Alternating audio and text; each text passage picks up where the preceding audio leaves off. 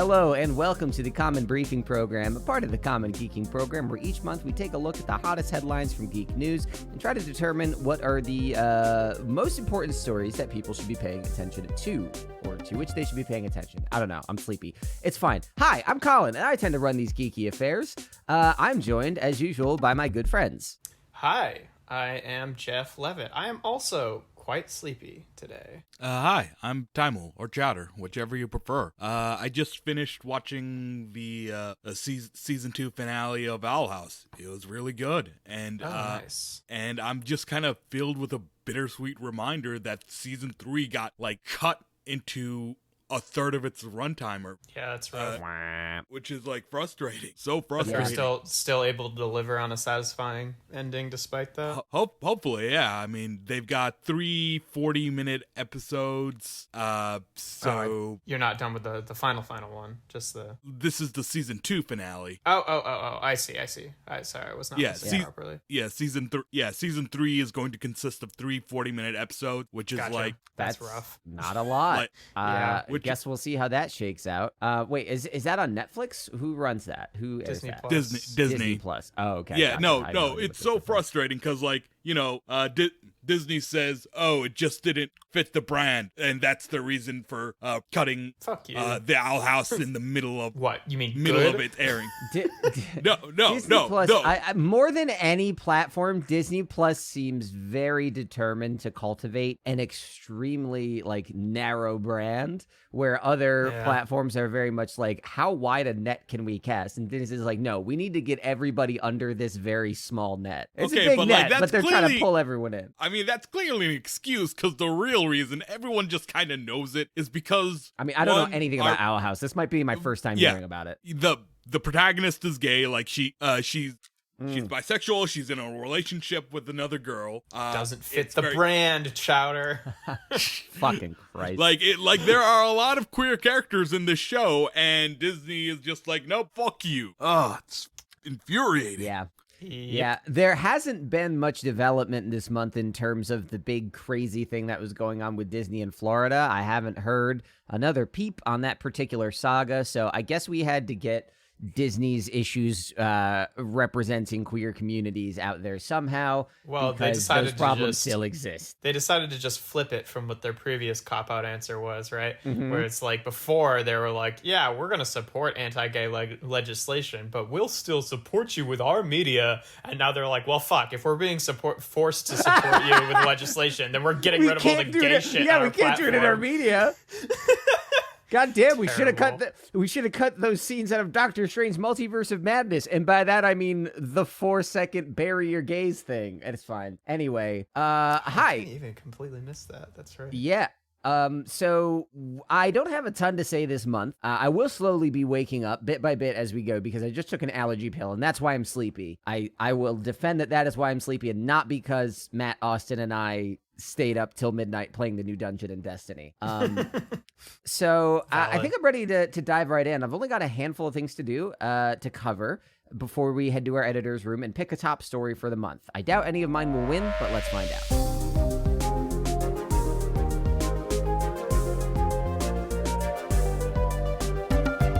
I got to get my usual shit out of the way. Star Trek stuff happened. Star Trek Picard Season 2 ended.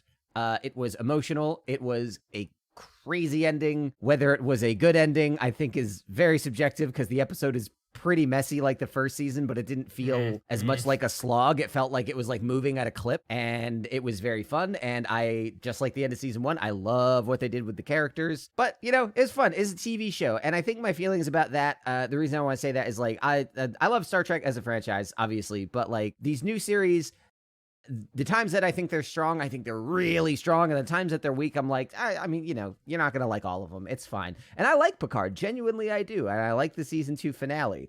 But then on the same day that ended, we got a new series called Strange New Worlds, which is a throwback. It's like a throwback to the classic style of Star Trek Monster of the Week sort of deal. It's like a bona fide prequel to the original series with the characters from the original pilot. You could technically consider this a 55-year pickup of the original pilot that never got picked up, because it's those characters on that ship with that story, but it follows up on their appearances in Discovery. And I was expecting like, oh, cool, it'll be fun to go back to this, but I don't know how it'll work. Dog, I see why Star Trek fans have been complaining for the past 5 years. This show fucking whips ass. Week to week, I'm like, they can't do it again. Like, that was a good episode, but they can't do it again. And it is just steadily getting better and better, because everything, Star Trek fans have been saying for a while, which is like, bring us back the week to week episodes, but keep the character stories moving on. The example that creators like to cite is, there's an episode one week where Kirk watches the love of his life die, and the next week he's like, Bones, how those new drugs doing? Let's get drunk. And it's like, did he even watch her get killed and let her die? Like, did that happen? And they're maintaining those character beats throughout the episodes. We're only 4 episodes in. I am smitten with this series. Not in just like, oh, cool, it's a thing I like. Like sometimes there's an MCU movie come out and you're like, yeah, that was fun. I like that. But then you get an MCU movie where you're like, I want to watch that one again right now. And those don't come by all that often. And this is that show to me. So Strange New Worlds, very little investment required. It connects beautifully to both Star Trek Discovery and Star Trek the original series. So like, no matter what camp you're in, it's a super fun watch that you can get really into or really relax with, because it's not like you need to decrypt every detail for the season-long mystery. It's just, we're going to be done with this in an hour. Buckle up. And I like that. Nice. But that's my usual shit out of the way. The Halo series did conclude its first season. I commented last time that the sentiments for Halo Infinite went down as the game sentiment went up. It's been a roller coaster of a month, and the sentiment on the series has vacillated pretty wildly since I said that. We're going to have a longer discussion on Halo the series in a future episode, but a spoiler alert for anybody who has not seen it. Master Chief bones down, and people did not react well to it. I saw that scene, and my problems with it have nothing to do with Master Chief boning down. That was in terms of like his characters. The complaints from last night that I heard. Yeah. It did not faze me. I'll tell you that. I had to think about it when they started talking about it. I was like, oh, yeah. Okay. So my problem with that scene has wait. So what's the problem with Master Chief having sex? I've heard some people argue that he's canonically asexual and that this constitutes ace erasure. I do not think that is necessarily true, because sexual identity is not really a part of the Spartans. He didn't accept that as a part of himself so much as, he was forced into a specific lifestyle without his knowledge or consent. And the show is grappling with that a lot. So he's celibate, not ace, possibly. I guess. Pretty much. Yeah, and this is like an alternate timeline. And I think it's going to be a longer discussion, but I just want to touch on this. A lot of people got very mad at this series because it didn't match what they felt Halo was. That is a valid thing to complain about. However, I feel like that distracts from the conversations that should be had about this as a television show as well, because if you never thought Master Chief would have sex, well, Master Chief was designed as a character to represent the player, so take a look at yourself before you lob that criticism. Secondly... Got him. But you goddamn nerds. but no, he's a vessel meant to not have a lot of character, and the show tries to imbue him with a lot of character.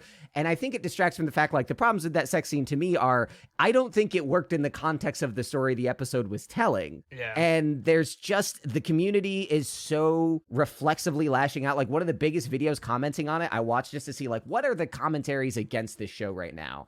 And it is just people saying, I don't like this Master Chief. I like him better in the games. Give me this, give me that. And by the time the finale rolled around, a lot of people were like, this is great, or the CGI looks awful, or this was the best fight scene ever. And it's just, I wish I could say it was Last Jedi level polarizing, but this show, I don't think is good or strong or distinct enough to reach that level of polarizing. It's just that, people are angry that they don't feel that's represented their interest in the games. And that's valid, but it's just so complicated and weird. And I think we have to have another conversation about it. I'd say if you're a fan of the games, brace yourself for something different, and you can decide whether or not you like that. But the community got so loud because he fucking smashed some booty. And wait, hold on. Question. Sorry, guys. So when he boned down, when he smashed some booty, did he still wear the helmet? Well, did the helmet stay on? No, he does not wear the helmet for. He does not wear the helmet for a lot of the show, which I think is another semi-valid complaint. Well, then no, I'm with them. This sucks. This sucks. This show sucks. Master Chief can only fuck if he wears the helmet. Yeah, exactly. If he would have worn the helmet, he could have saved it by like saying the line, "There won't be any booty to smash if we don't stop the banished." I would have been like totally on board if that's what he said, but he fucking didn't. But we're gonna have a longer conversation about the merits of that show on its own. But there was a lot of community reaction, and I'm very interested to see how people talk about it in the future. I don't think that people will think it's better, but I want to see people talk about it without raging, because it did get pretty out of control. Otherwise, there were some trailers for some things this month that are worth mentioning. We got trailers for Thor: Love and Thunder that revealed Christian Bale's villain, as well as a closer look at Natalie Portman's Thor. I really like the way he looks and I think he looks... Yeah, no, I think he looks and acts great. Christian Bale is a very dedicated...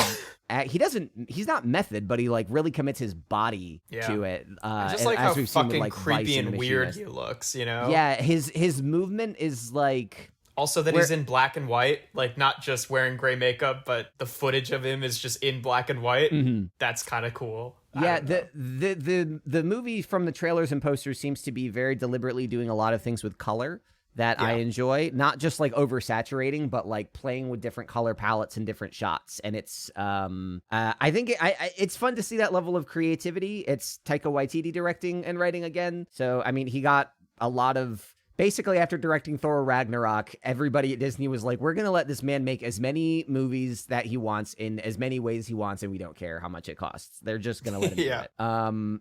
But the trailer for that was nice. We don't care how long he's going to hold on a shot of Thor's bare naked ass. I mean, I think they had to have board meetings saying that wasn't long enough. But anyways, it was censored in the trailer, and I'm wondering if that's going to be censored in the movie. We'll see what Disney does. That would be hilarious. We also got a trailer for another Marvel property called She-Hulk, featuring Tatiana Maslany as...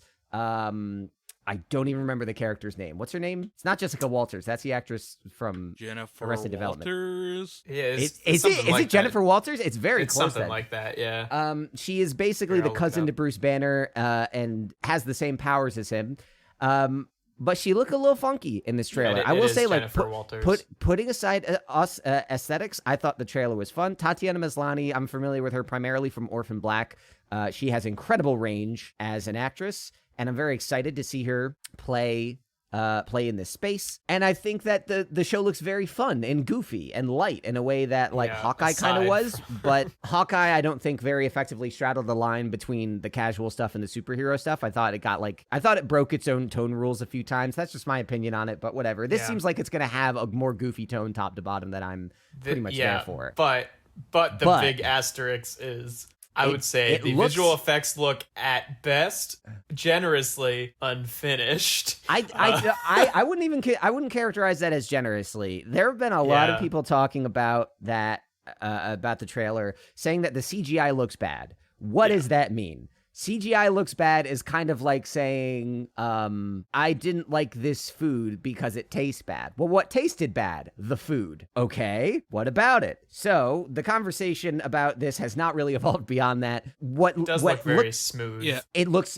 so words like smooth, things not looking like they exist. Like she's a CG character who's big and tall and green. It doesn't really look like she exists. Marvel standards, really, of CGI. Yeah. And what this really boils down to, and this is what I'm positing, I believe this is primarily an issue with compositing, which is the process of merging different layers of footage and computer-generated imagery on top of each other, because there are a couple shots, particularly close-up shots, where this looks realistic and tactile. And then there are some shots where it's like, it looks like somebody pasted a 2D image onto another image, and it doesn't match up. It's not like textured or detailed enough, because like it literally it does not look like even kind of like standard level of CGI from this era. Well, again, the idea of like computer generated imagery, the textures and details might be there. The lighting and the compositing need to allow those things to come through. And that is a pipeline that is very complicated and dense.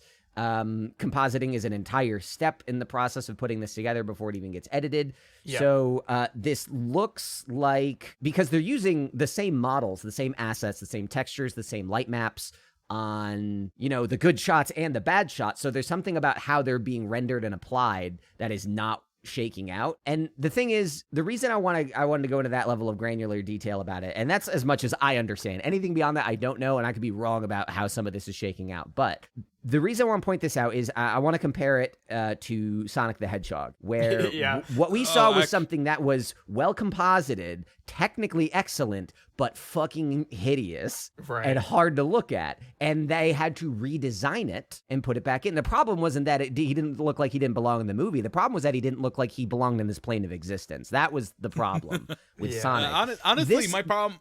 I didn't really have that much problem with the CGI itself, but rather just what they chose for the design. Because, I mean, look, you got Hulk. He's like this giant, muscle-bound bodybuilder you were about type to say hulking, dude. Weren't you? I was about to say hulking. So close. Don't use the word in the definition. and then like you see She-Hulk, and it's just like a very thin supermodel kind of woman. Yeah, and it's to be fair though, that is also like, but that's at least accurate to She-Hulk's design. Right? No, like, that's she's that way in the comics too. That depends on the artist, because there have been plenty of takes on her where it's like, oh yeah, no, she is freaking buff, and like, someone who would look like the name Hulk fits, Right. Yeah. So this leads to two potential problems, and the reason I want to bring up Sonic is very much to Chowder's point, where you have this one thing where there are some technical issues with how the footage is being combined, and then there are concerns about the design, much like Sonic the Hedgehog. The thing is, in the amount of time we have before the show comes out, which is in August, updating the compositing, updating the lighting is very doable, because all you have to do is basically adjust settings around things that have already been created. But if you look at Sonic, they had to delay the movie by 6 months, because it's a very different thing to go in and say, we should change this design. And there hasn't been as much backlash on the design. Chowder, I agree with you that I would like to see this represent some of the buffer comic interpretations. And there have been anecdotes from visual effects artists claiming to work on the show, saying that it was producer notes coming down saying, make her smaller, make her smaller, make her smaller. And then when you see the shot of Hulk and She-Hulk next to each other, the size difference is like she could fit inside one of his arms. Yeah, exactly. Absolutely. I have the exact tweet pulled up from a tweet by @Sean Rucroft. I was at the company that did the VFX for this. Apparently, she was bigger earlier on. The notes kept saying, make her smaller. We always roll our eyes, like we did on Sonic, but at the end of the day, artists gotta follow orders. So, I find it funny that you brought up Sonic, considering apparently this VFX company did work on the Sonic movie, so that's hilarious. Yes. I mean, well, that's exactly... the technical aspect, I think we're going to see serious improvements by August, because the show is still being made. Much like we saw with the Sonic movie, when these trailers come out, what we're seeing is probably the only stuff that is, quote, done or close to done. And the rest still needs to be rendered. It still needs to be composited.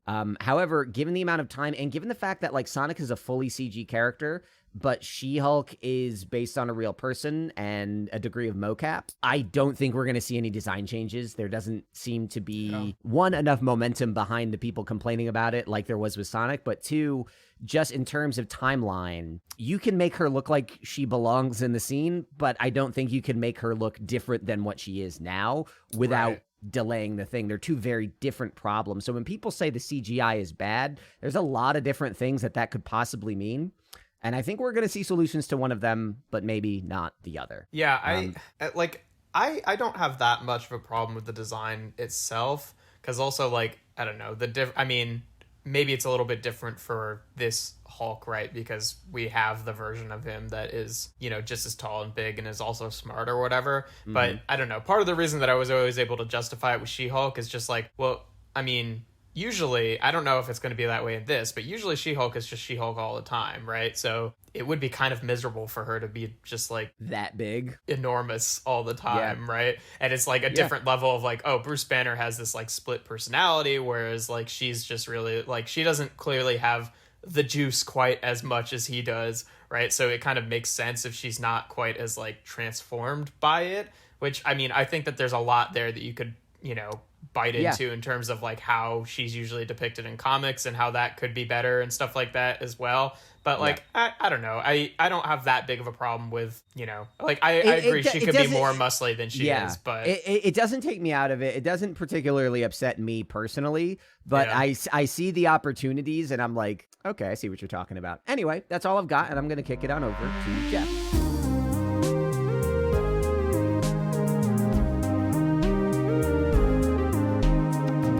All right. Yeah, I've got a few fun stories this time around. Some other trailers. We got a trailer for Avatar 2. I saw this in IMAX 3D.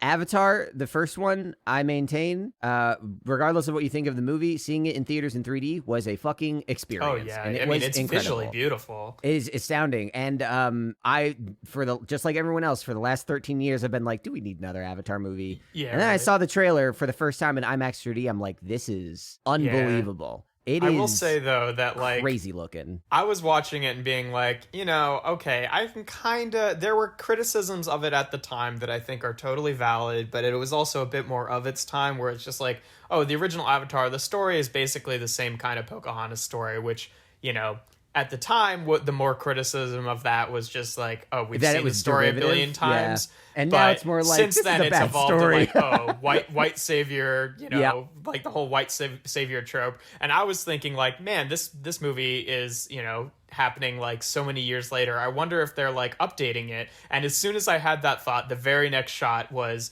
white Jake Sully with dreadlocks. And I was like, oh God, I don't like where this is going.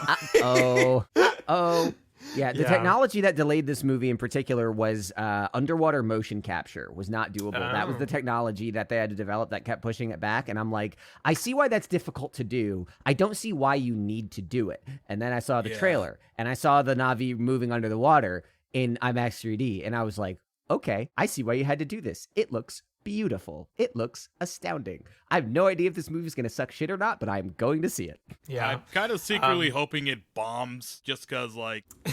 But then we won't get the next 3 movies, Chowder. Oh my God. I would be spared so much if the next game movie ever got made. Yeah, I agree. I don't think that it really needs... any. It's beautiful. Yeah, like the original movie is beautiful. This looks like it's going to be beautiful, but if they don't, that is my interest in it. I want to see a beautiful thing. I don't really care about Pandora or the world or at all. I can forgive the like dated nature and the derivativeness of the first movie just because of when it came out. But if they steer into those tropes more in this one, then that's where it's going to really start to lose me because it's like, okay, we've had so much societal evolution since then, not enough, but a lot that we could at least be telling stories that are better than that. But but anyway, that was the Avatar 2 trailer.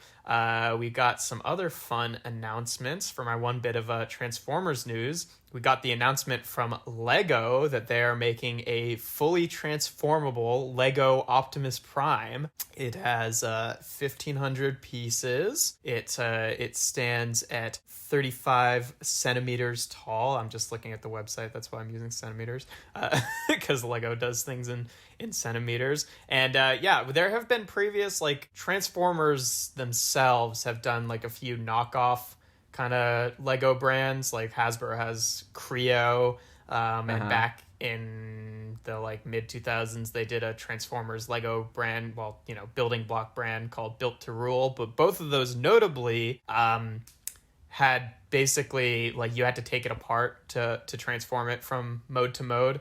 And this one is fully transformable. Like once you built it, it is built, and then you can transform it from truck to robot mode. And I think it looks really good. It's pretty expensive, but I might put it on a fucking Christmas list or something like that. It's like I think what is it? You still get Christmas presents from my parents. Yeah. Yeah. Hey, Colin, you all right, bud? Christmas is not a child thing. No, I don't. I don't go to holidays. I don't enjoy. Fair them. enough. I don't even celebrate Christmas, it is going to cost $169.99. Yeah, wow. US dollars, Just being really very Christmas expensive. normative here. Well, okay. Yeah, but shut up. You know, I'm just saying okay, yes, obviously lots of people don't celebrate Christmas, and that's totally fine. But the implication of like, oh, you're an adult now and you still get Christmas presents, that doesn't make any goddamn sense to me. It's not specific to, I get my parents Christmas presents. Whatever, man. Anyway. You're like, you still get birthday presents as an adult? I mean, I kind of don't. I ask people not to get me presents. I've created an okay, but that's installation. you. That doesn't mean that's the fucking norm. Anyway, so it costs $170. So it's pretty expensive, which is not atypical for Lego sets. They're Lego is a pricey brand. But either way, it's a cool announcement, regardless if I end up getting it or not. It looks cool. It's a fun collector's item. But yeah, that's my only Transformers news for this month. Some fun news. We got some Doctor Who news. We got the announcement of the new Doctor, who is, I fucking looked up a pronunciation of this actor's name beforehand, so I hope I don't fuck it up too bad. But Ncuti Gatwa is, I think, how his name is pronounced. I know him primarily from the show Sex Education, in which he is super fantastic in that show. He is going to be, asterisk, the first Black Doctor, because last season did some weird stuff retroactively claiming that there were Black Doctors before. But either way, he is going to be the first, actor who is Black, who is playing, the main Doctor that we actually follow in the show.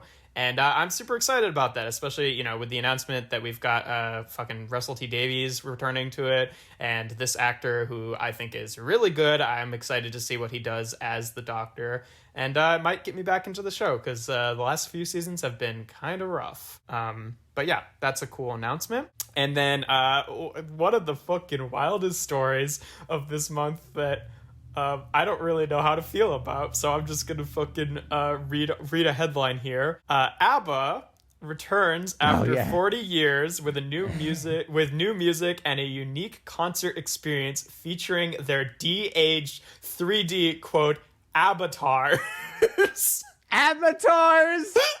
James Cameron, where's this fucking movie? Come on. Oh, it's so fucking choice. That's really good. That's really good. Yeah, I don't entirely understand what's going to be happening. Like, when you attend this concert, are you going to be looking at a screen, or are they going to do some wild fucking holograms? Or I'm not entirely sure how this fucking works. But ABBA is probably my very favorite band, so I'm pretty excited about this, and it's a fucking wild thing that's happening, but it does seem like it's, it's run by the band themselves, so it's not like just some fucking weird ass corporate sellout shit.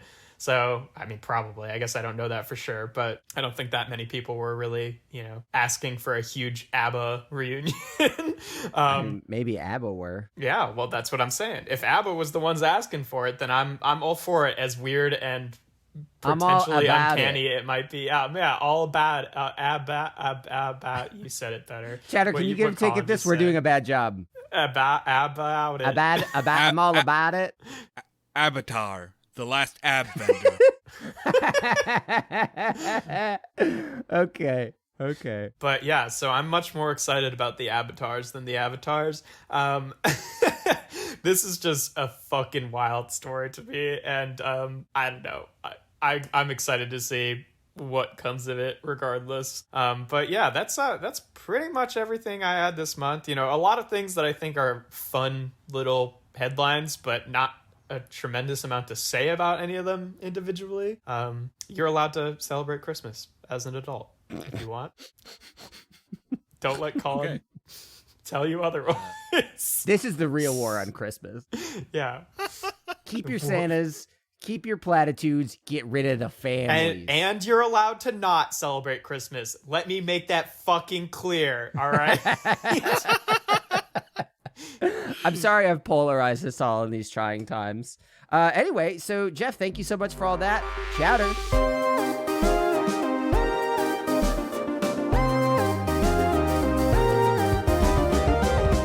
Hit us with those good vibes. Oh, you or want bad good vibes. vibes.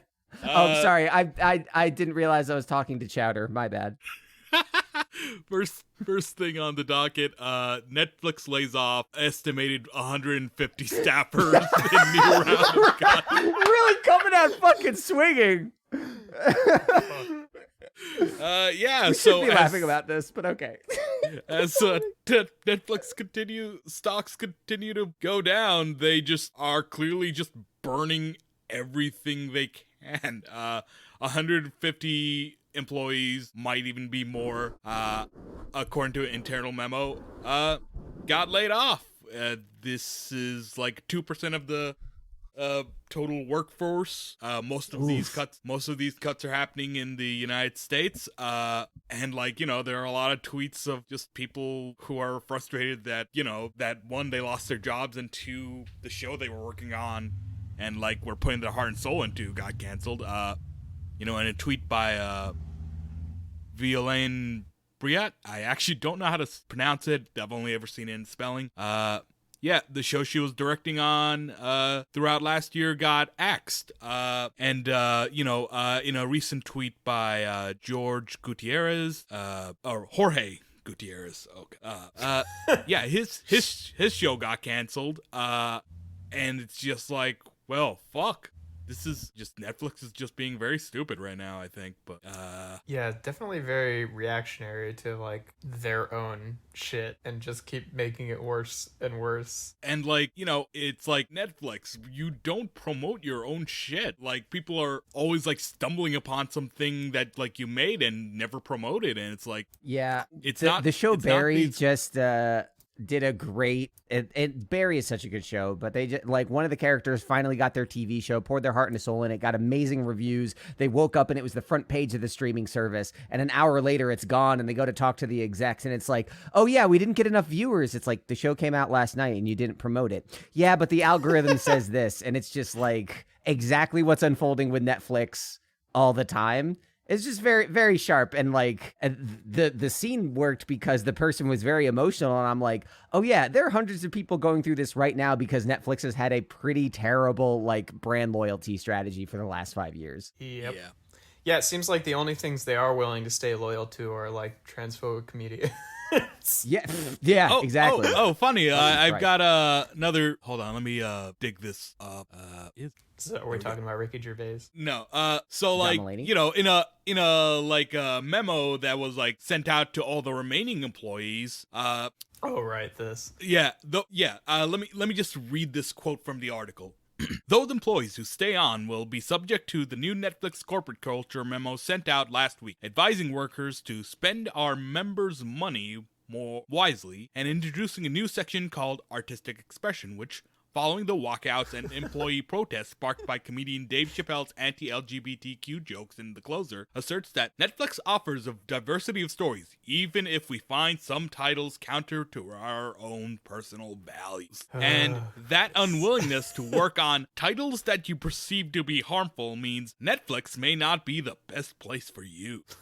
Which is just corporate. We gotta support diversity. Wow. Diversity of people who have not shitty opinions and people who do have shitty opinions, because those people aren't well represented enough in our fucking society.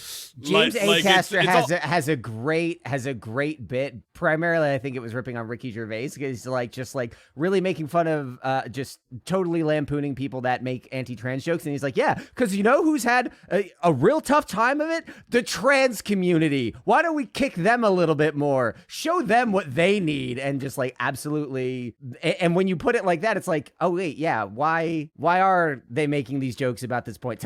George Carlin clips go around about him saying like, comedy is typically used to pick on people in power, so you got to be careful when you're doing shit like this. And it's like, Netflix tries to be a place for comedy. Cool. At what point do you sort of look at the culture of it and see that this is not like an okay thing? It's been a problem that people have been working against for a long time. And they're just making then it your worse. response is, but let the problem happen. It's fine. Like their response is basically, yeah, we know it's bad. We're still gonna show it. Fuck you.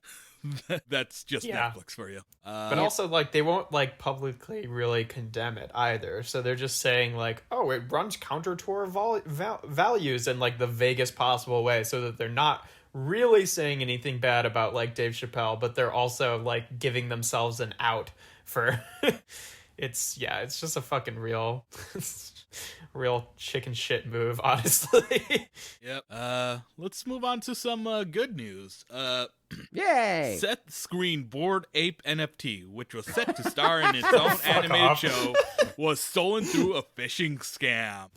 So fucking choice. I love this so much. Yeah, it's so fucking ridiculous. Like, it is so fucking ridiculous. Like, This is a headline that if it came out 3 years ago, it's one of those things where it's like showing like a caveman a smartphone and see their reactions. Like we've crossed that threshold in 3 years. Seth Green loses Bored Ape NFT can't make TV show as a headline. In the year 2019, I would have been like, guys, we need to build a bunker and get a lot of canned beans right now.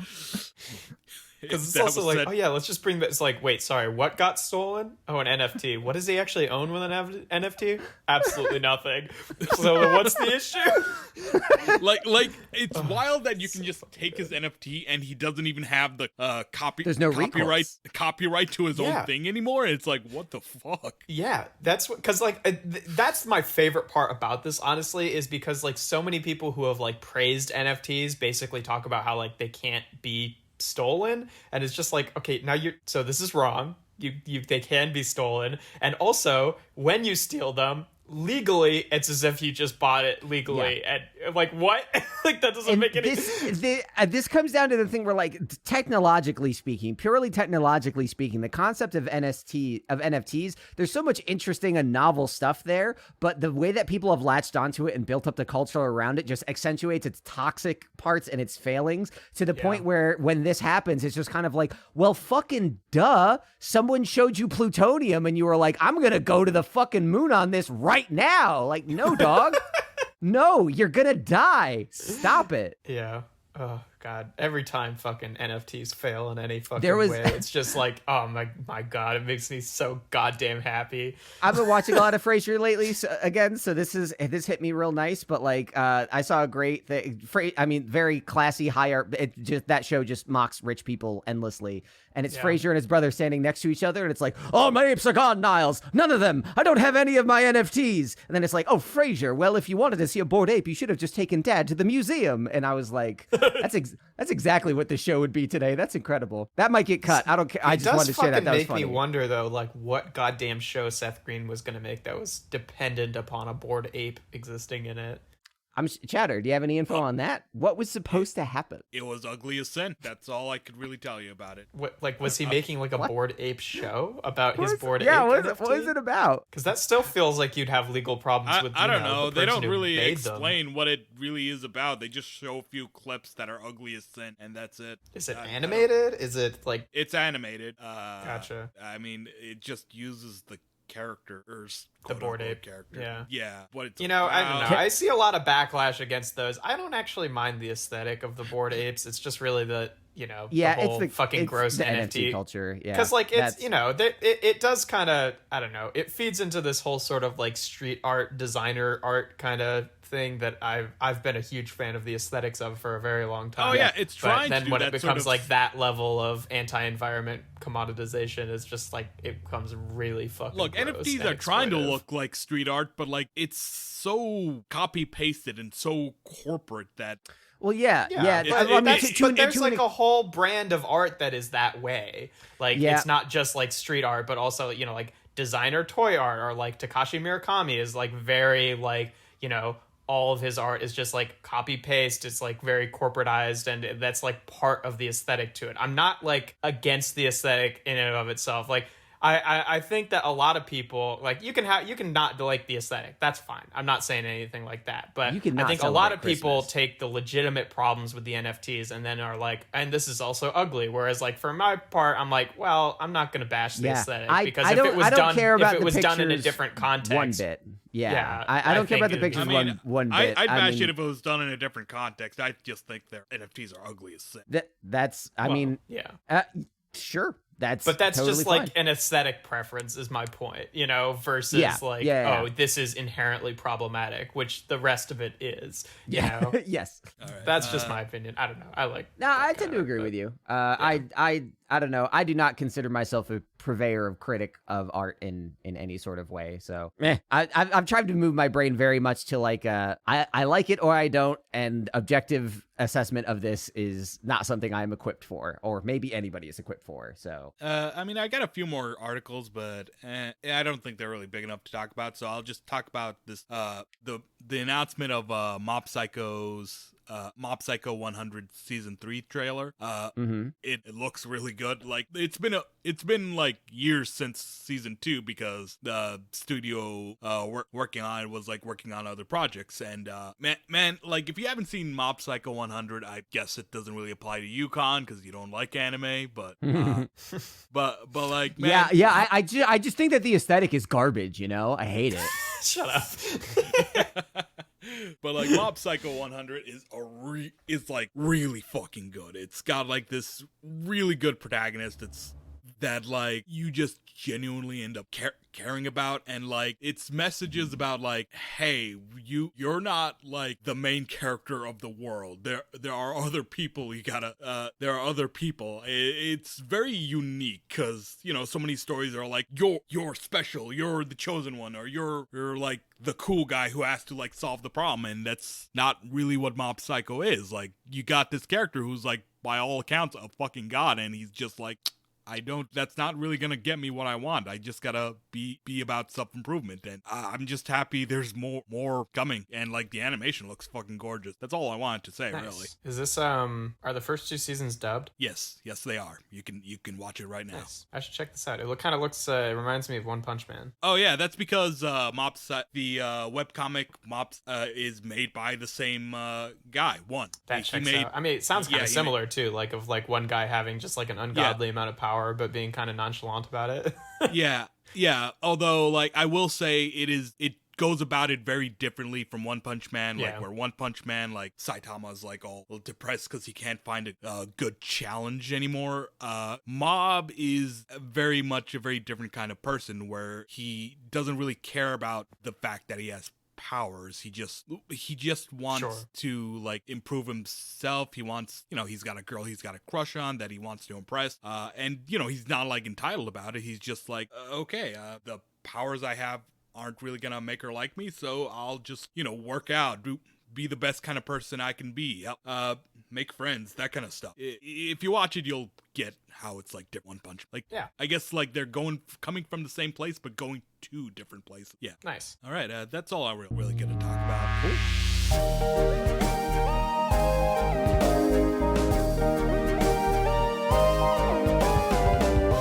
Yeah, overall, not the loudest month, so let's head into the editor's room and try to figure out our top story. So here we're going to each nominate something that we think is the top story, the most interesting, impactful, or otherwise important headline of the month.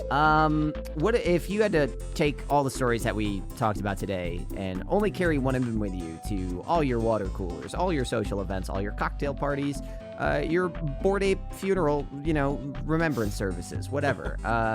What are you going to bring with you? I've dropped a lot of ums in the last minute because I don't really know what I want to nominate. This has not been a big news month for me. Yeah, it's been a big media month. Probably the most important thing is probably the Netflix layoffs, but I really want to nominate avatars.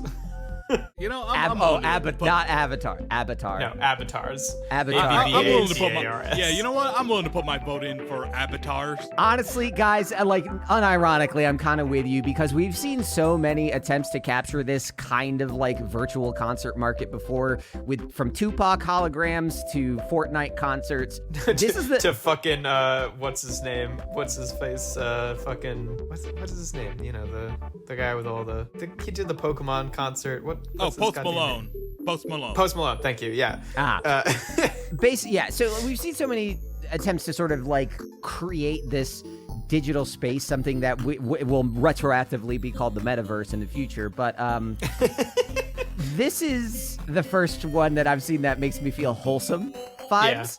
Where I'm like, good for you guys. That's great. I think it makes Music a big Legends, difference. Try something fun. Go for it. Their weight is behind it. It makes a big difference for me in the vibe of it, in that like most of these other things seem like publicity stunts from like current acting, artists. Yeah. Whereas this is like, well, I mean, Abba's not been together for 40 years. So if they decided to do this, it's like, okay, well, they're deciding to do this. This is not Like, necessary for their careers or anything. Yeah, reboot cynicism, nostalgia culture, they're all real things, but Yeah.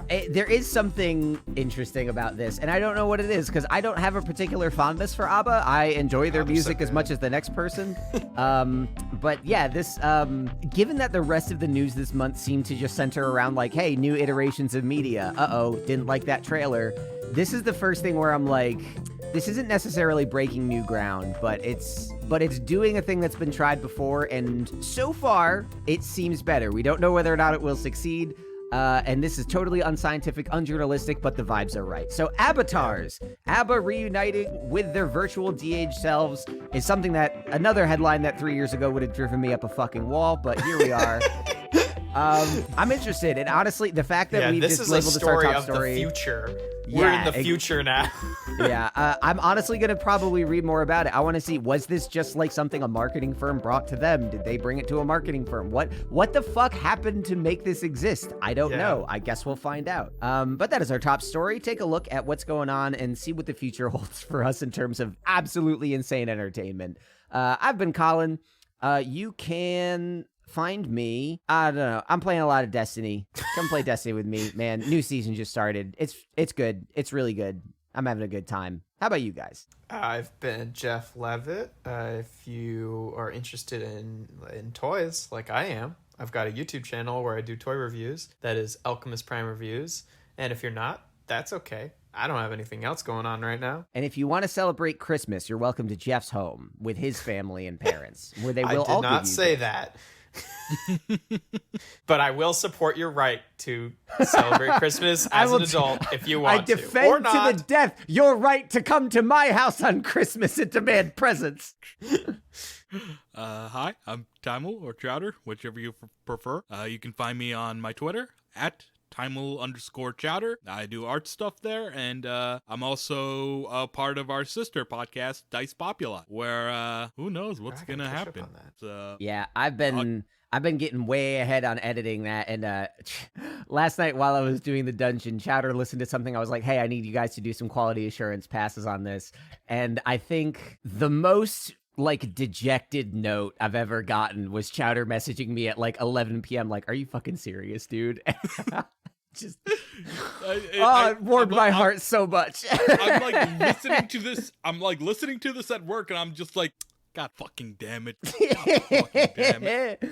Oh, it's a good time. Come join us on all our other shows. We have a great time. And we'll be back in a couple of weeks, probably talking about Halo, the series, and all its ups and downs, and ups and downs, and ups and downs, because there's lots of thrusting.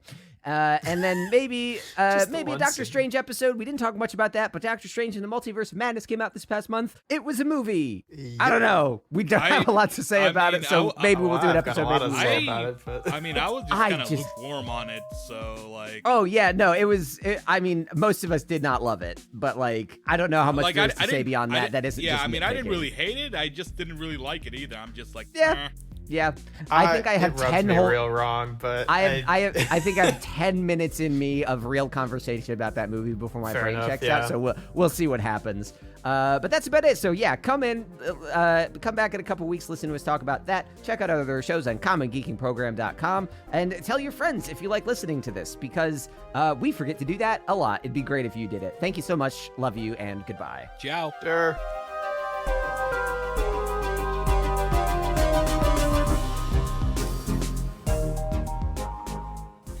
This episode of the Common Briefing Program was hosted by me, Colin Ketchen, and I was joined as usual by Jeff Leavitt and Timel Chowdhury. This podcast is sponsored by the incredible amount of fans I turned off so that this recording didn't sound super awful.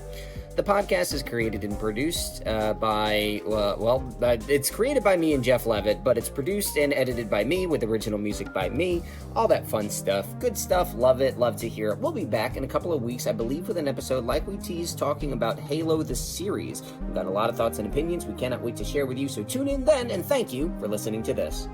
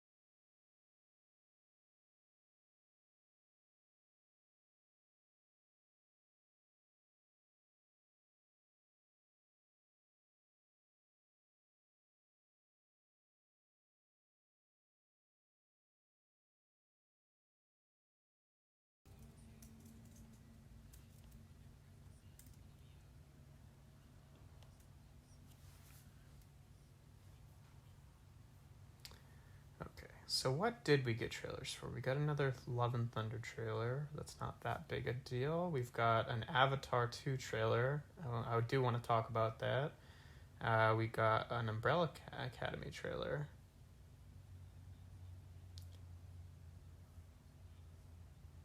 Fair enough.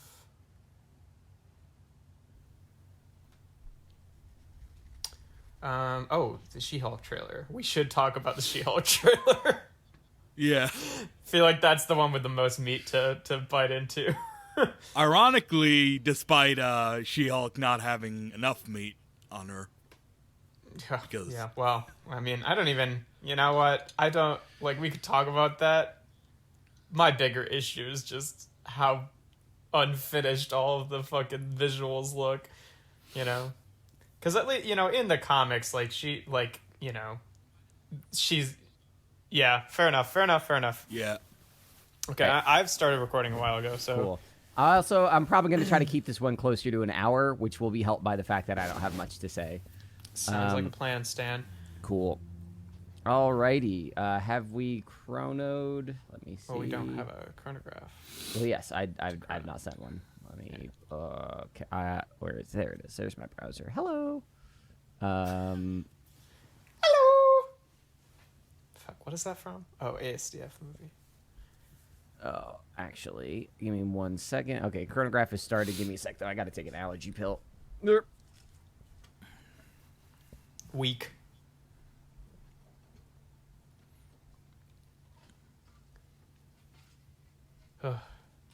Yeah.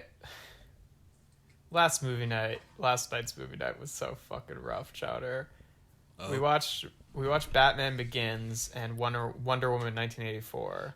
Ooh. And I was thinking, oh, it'll be fun to watch Wonder Woman 1984 again because it's so bad. And usually the bad movies we have more fun with. But usually when we watch like really bad movies, everyone's just having a good time with it. But it was like everyone there was just like non-stop bitching about it the entire time to the point where I'm just like, I feel like I'm having to defend this movie, which I know is a bad movie. Don't put me in that position, guys. Come on. Really. It was just like picking apart every little thing about it. And it's just like, there's enough legitimate issues to bite into. It was just, oh my God. It's just so rough. It's like a difference between when we're watching a bad movie that they have no attachment to and when we're watching a bad movie that they clearly have a lot of attachment to. Yeah. Yeah. Anyway. I mean, I still just don't enjoy bad Bad like movies. it's gotten to the point where like that is known amongst my other friend groups. So they're like, hey, Yeah. I'm in a group chat and they're like, hey, let's have a bad movie night. Don't worry about Colin. He doesn't want to do it. And I'm just like, cool, I don't have to Yeah. fucking say anything. Awesome. It's great. Because we've watched, I don't know if either of you have ever seen it, but the Halle Berry Catwoman is so I've fucking not. choice. Yeah, you would not like it because it is horrible, but it's definitely like for people who enjoy bad movies, that's a good bad movie. Yeah. All right. Anyway. Okay. Let's go ahead and clap. Why don't we go at 2:10? So that's in about 10 seconds. Okay. Yeah, wait, hold on. Let me get on the... Yep. You got 5 seconds. Okay. It's a real touch and go there for a sec. Yeah. Did we clap? We all clapped, right? Yeah. Yes, clapped. that was thrilling. I'm thrilled. Okay. Got to get the heart pumping right before we do this exciting episode. Yeah. Yes.